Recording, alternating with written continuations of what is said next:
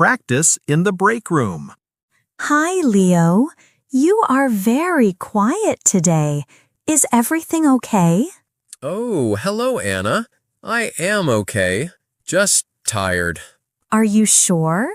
You look a little sad. We are on break. You can tell me.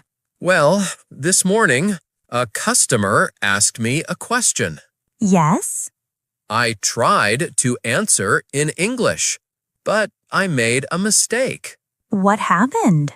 He asked about our boss, Mr. Kim.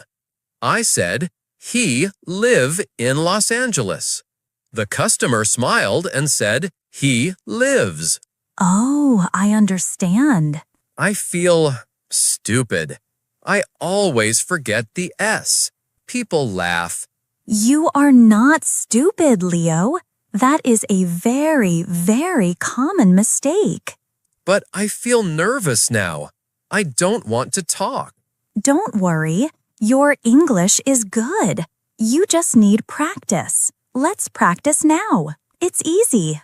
Okay. We use the simple present for daily routines, right? For example, I work here. You work here. Yes, I work. You work. Good. But for he or she, we add S. So Mr. Kim.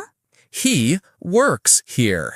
Perfect. See, you know it. And my friend, Maria? She. She works here too. You got it. Let's try another one.